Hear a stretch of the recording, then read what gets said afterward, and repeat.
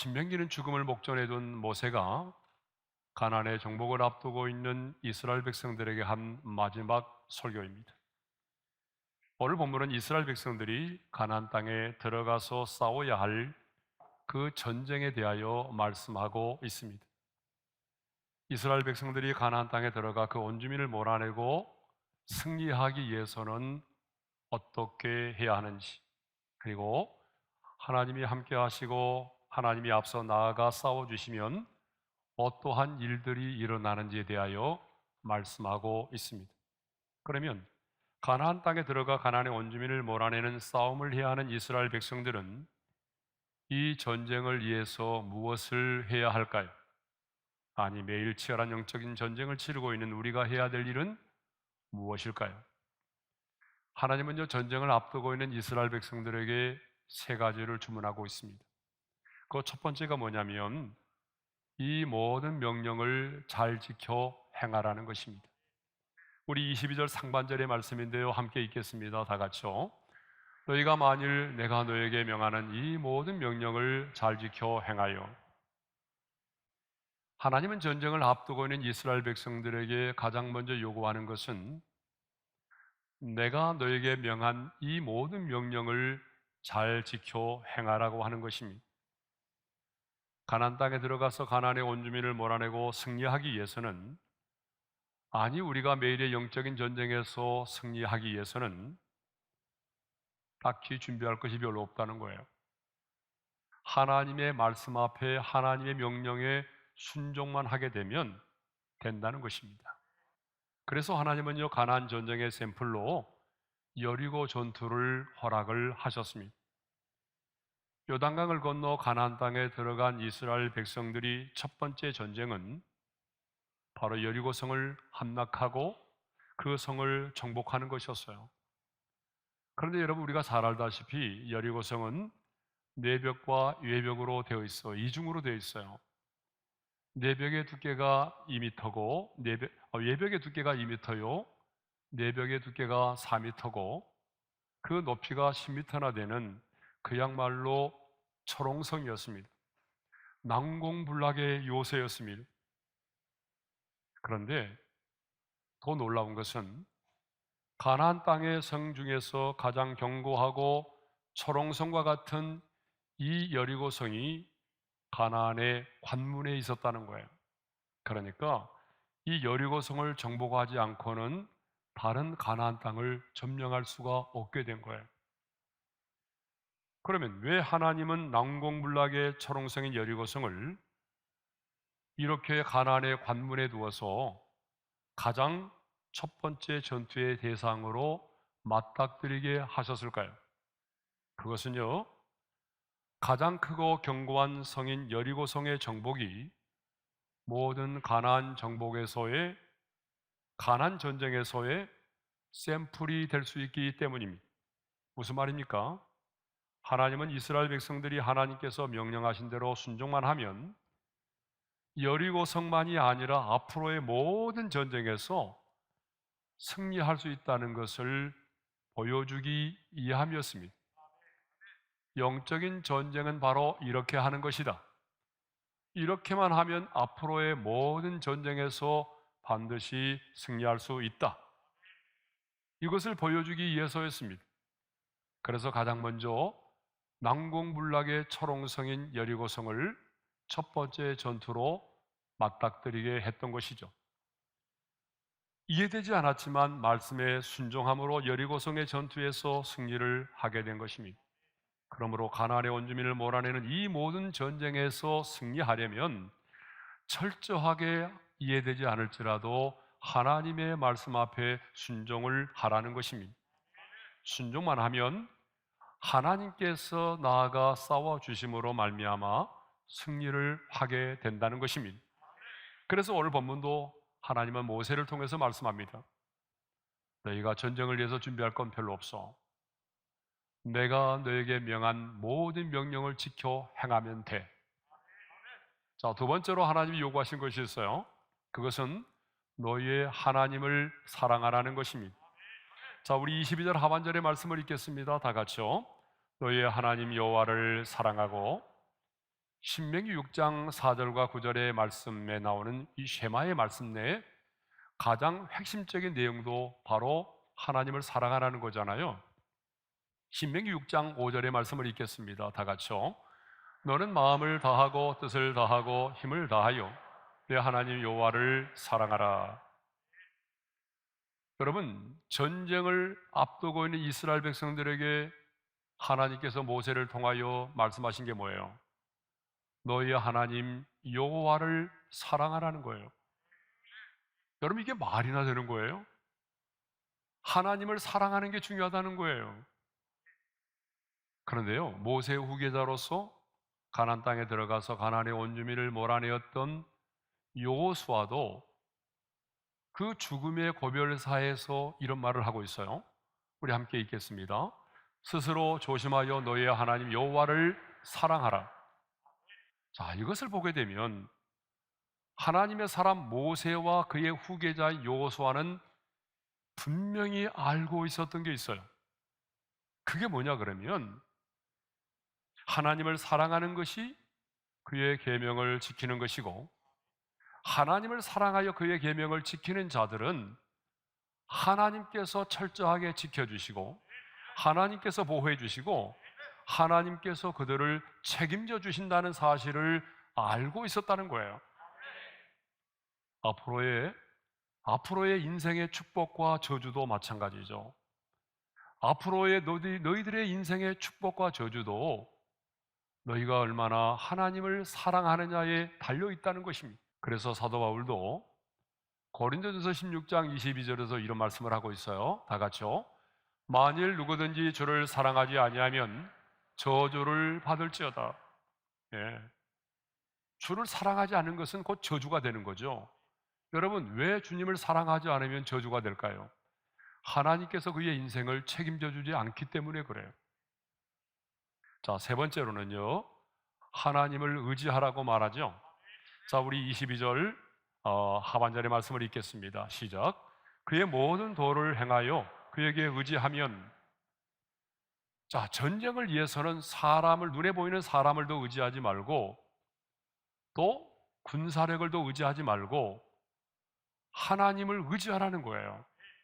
여러분, 왜 하나님을 의지하는 게 중요할까요? 전쟁은 하나님께 속해 있기 때문입니다. 전쟁의 승패가 하나님에게 달려있기 때문이죠. 하나님은 전쟁에 능하신 분이고 하나님께서 앞서 나가서 싸워주시면 반드시 승리할 것이기 때문입니다. 그렇다면 하나님을 의지한다는 것은 뭐죠? 하나님을 의지하라고 그랬는데, 여러분 22절 하반절의 말씀을 읽어보게 되면 이렇게 되어 있습니다. 그의 모든 도를 행하여 그에게 의지하면, 이렇게 되어 있어요.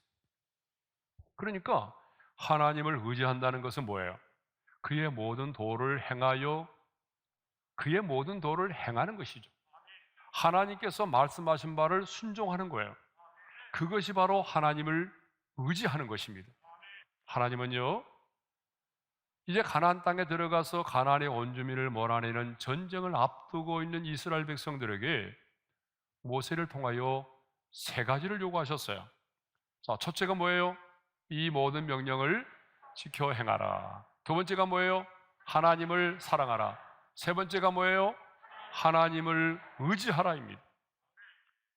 너희가 만일 그 땅에 들어가서 내가 너에게 명한 명령을 잘 지켜 행하고, 그리고 하나님을 사랑하고 하나님을 의지하면 하나님께서 모세를 통해서 주신 세 가지 약속이 있습니다. 내가 너희들에게 이렇게 주시겠다라고 세 가지를 약속하셨어요. 그 하나님의 첫 번째 약속이 뭐냐 그러면요, 대적을 너희 앞에서 다 쫓아내실 것이라는 거예요. 23절의 말씀입니다. 다 같이요. 여호와께서 그 모든 나라 백성을 너희 앞에서 다 쫓아내실 것이라. 너희가 너희보다 강대한 나라들을 차지할 것인즉, 너희가 이렇게 행하면 하나님께서 그들보다 앞서 나아가서 싸워주심으로 그 모든 나라의 백성들을 다 쫓아내시고 너희보다 강대한 나라들을 차지하게 할 것이라는 것입니다. 너희 앞에서 너희 모든 대적들을 다 쫓아내어 주시겠다는 거예요.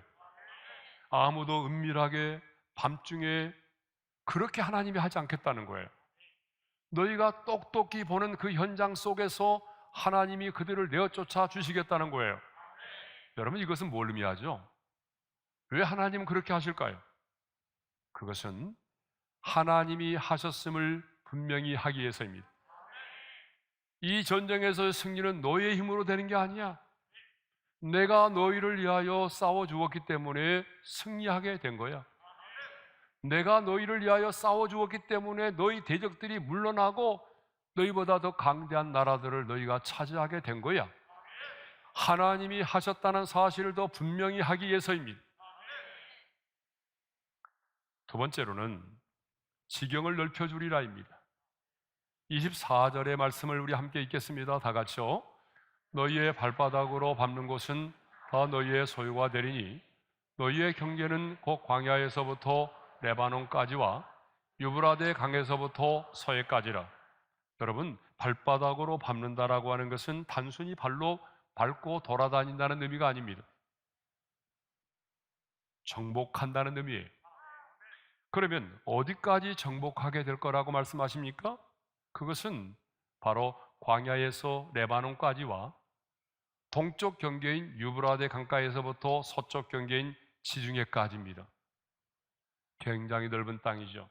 그런데요, 다윗과 솔로몬 시대에 이 언약이 성취가 되었어요. 원래 이 지경이라고 하는 사전의 의미는 땅과 땅 사이의 경계를 말합니다. 그러나 성경이 말하고 있는 진정한 지경은요, 땅과 땅 사이의 경계를 의미하는 것이 아니라 바로 영역이 확장되는 것을 말합니다.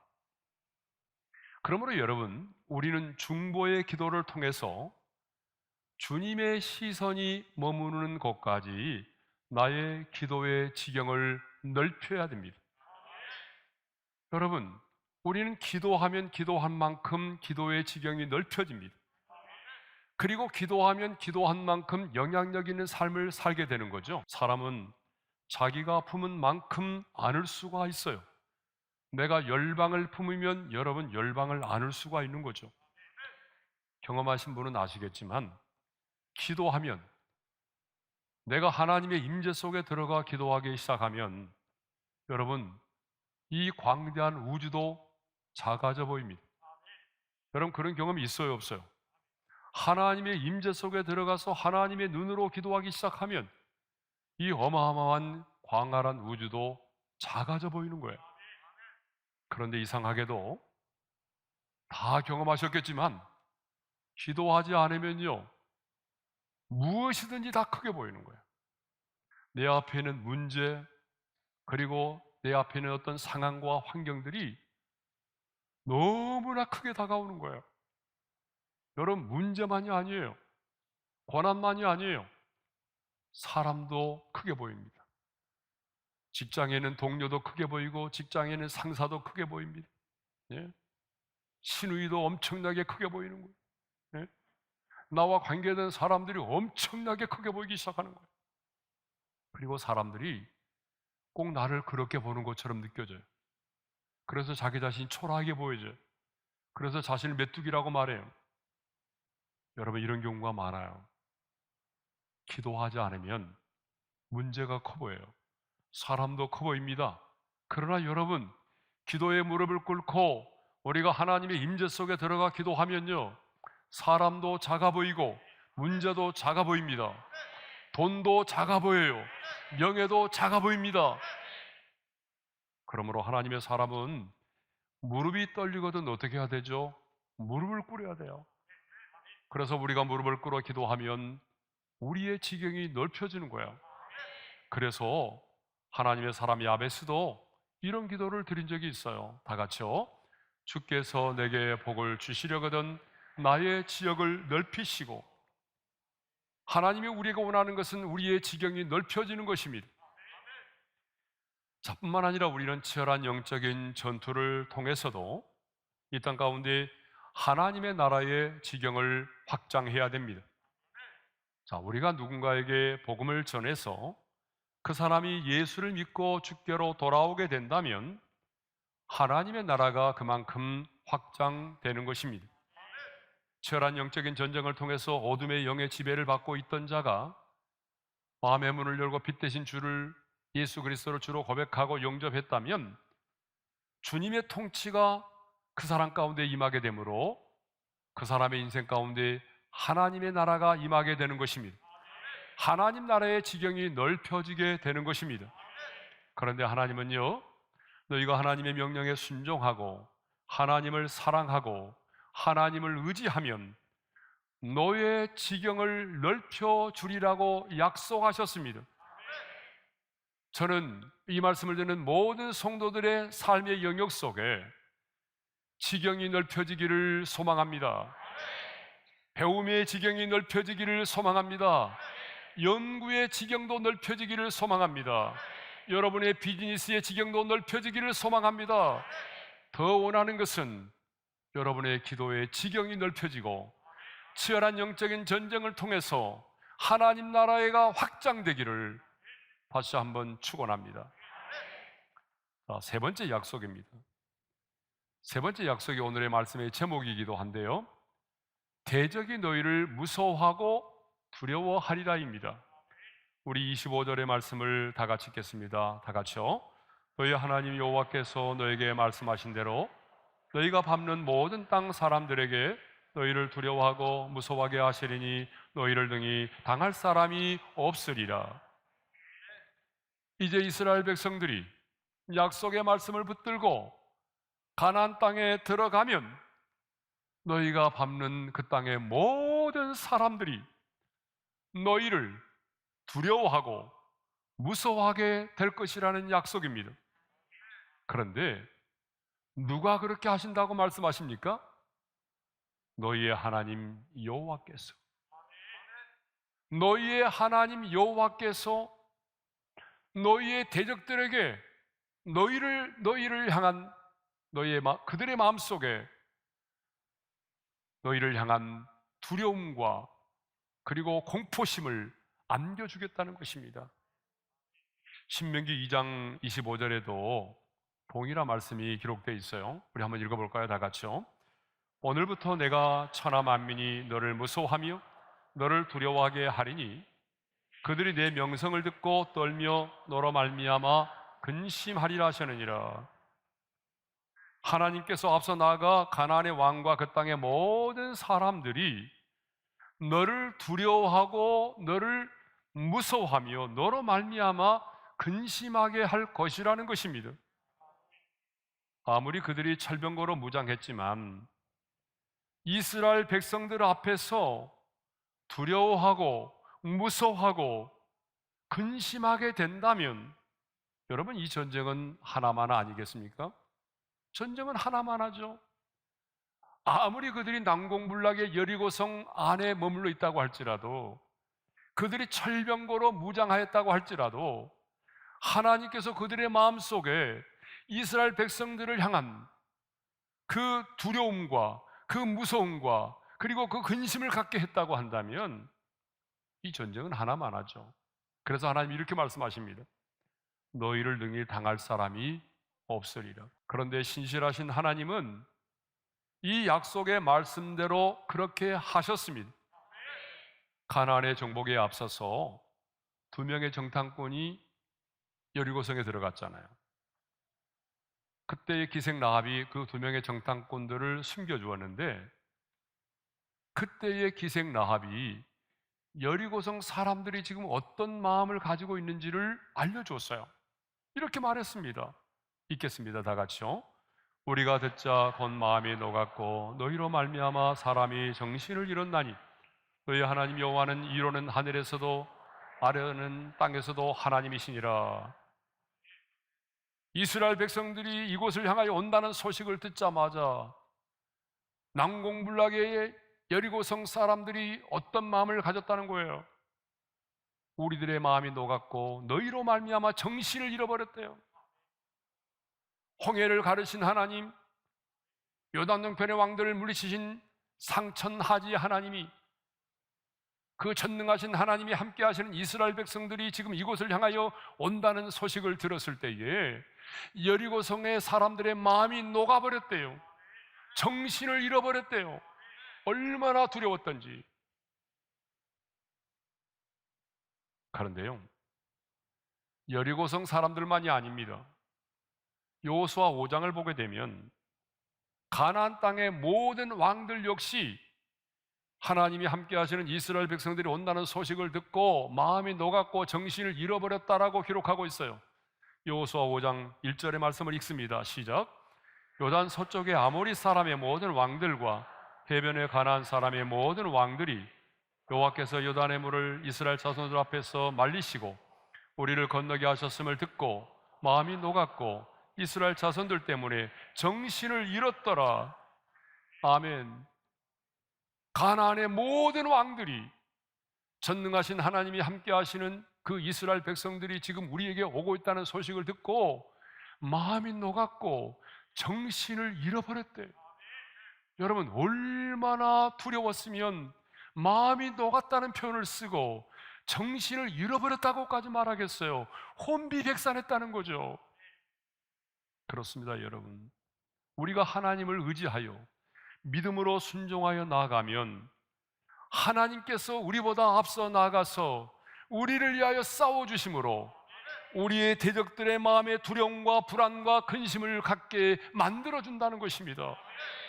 그래서 처음에는 그들이 우리를 조롱하고 대적했을지라도 나중에는 그들이 도리어 하나님의 사람인 우리로 인하여 두려워하게 되고 근심하게 된다는 것입니다. 그래서 예레미야 선지자도요, 예레미야 20장 4절에서 이렇게 말씀했어요. 읽겠습니다. 여호와께서 이와 같이 말씀하시되 보라, 내가 너와 내 모든 친구에게 두려움이 되게 하리니, 예, 그들이 그들의 원수들의 칼에 엎드러질 것이요. 예. 여러분 곁에 있는 친구도 어느 한순간에 나로 인해서 두려워 떨게 된다는 것입니다. 왜 우리의 대적이 우리로 인하여 두려워 떨고 그리고 우리를 무서워할까요? 그리고 우리를 인하여 근심할까요?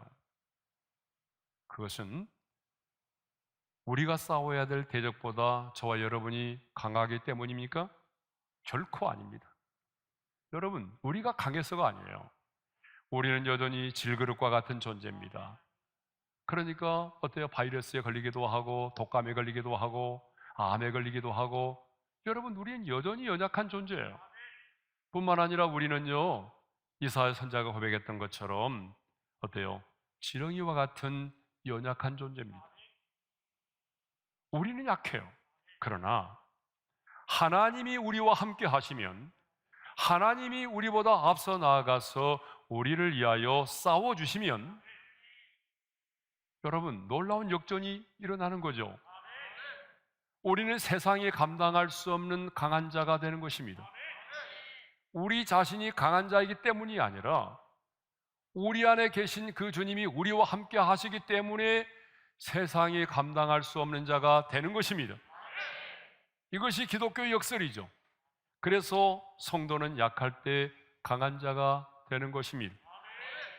그러므로 여러분, 영적 전쟁의 현장에서 두려워하지 마십시오. 두려워할 자는 저와 여러분이 아닙니다. 우리의 원수, 우리의 대적입니다. 그러므로 여러분, 영적인 전쟁의 현장에서 두려워하지 마십시오. 두려워할 자는 우리가 아니라 바로 그들입니다. 우리의 인생 가운데 내 힘으로 해결할 수 없는 초롱성과 같은 난공불락의 여리고성이 내 앞에 가로놓여 있을지라도 여러분, 두려워하지 마십시오. 하나님께서 이미 그들의 마음속에 두려움을 가져다 주었습니다. 그래서 하나님은 끊임없이 우리에게 말씀하시잖아요. 두려워하지 말라. 너는 두려워하지 말라는 거예요. 내가 너희의 원수를 두려워하게 만들었다는 거예요. 두려워할 자는 저와 여러분이 아닙니다. 두려워할 자는 바로 우리 앞에 있는 우리의 대적입니다. 그러므로 믿음의 눈을 떠서 나와 함께 계신 주님을 바라보시기를 바랍니다. 그러니까 우리가 즐겨 부르는 찬양의 가사처럼 주님을 신뢰하고 주님을 의지함으로 주님이 주시는 담대함으로 큰 소리 외치며 나아가십시오. 그들이 지금 여러분을 무서워하고 두려워하고 있습니다.